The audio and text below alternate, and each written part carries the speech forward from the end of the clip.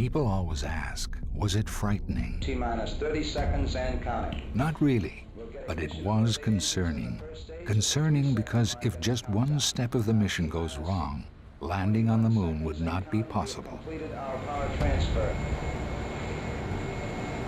15 seconds, guidance internal, 13, 12, 11, 10, 9, 8, ignition sequence start, engines on, 5, 4, 3, 2, 1, all engines running, launch commit, liftoff, we have liftoff at 9:34 a.m. Eastern Daylight Time. The tower is clear. And we have a roll program. Booster Systems Engineer reports to Flight Director that S1C station looking good.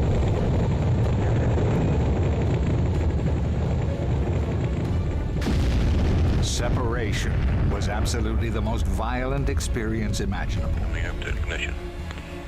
It was one heck of a ride. Have ignition. Roger, ignition. 15, Houston, we're showing good thrust. And all that was required to send just 3 guys and a tiny spacecraft away from the Earth and toward the moon, 3 days away. The landing had been simulated so many times that every crater, every valley, and every mountain of the landing site was known by heart. People think that landing on the moon is like flying on autopilot, but it was pretty manual. The landing computer had 1/1,000,000th the memory of your mobile phone. 50 at 3. Cross pointers look good. 40 at 3.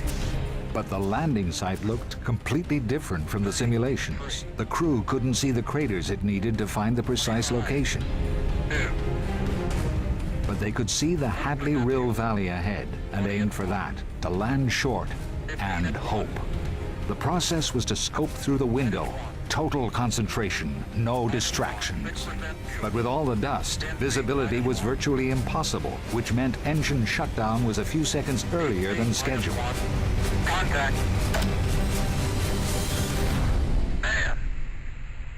Okay, Houston, the Falcon is on the plane at Hadley. Stepping onto the moon was the beginning of a spectacular journey of exploration. And for the astronauts, it was like waking up on Christmas morning with a great present waiting for them.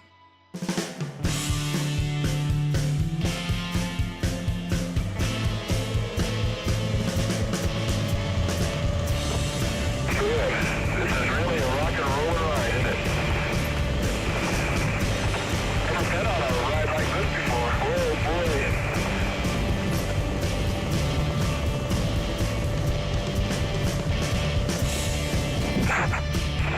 I'm glad they got this great suspicion system on this thing. This is what the entire mission was all about: geology, rocks.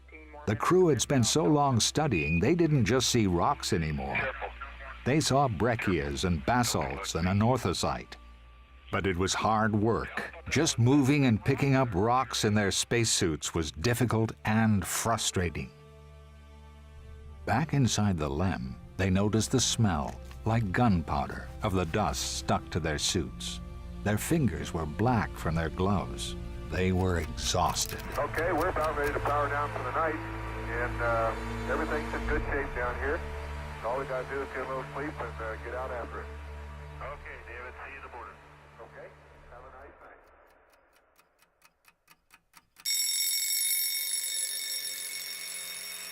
We're moving. Extraordinary. And we stopped, and let's take a gander around.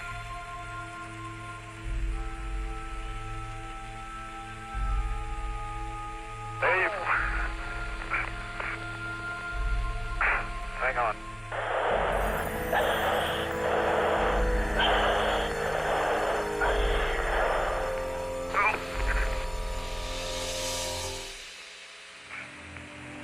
Oh man, look at that.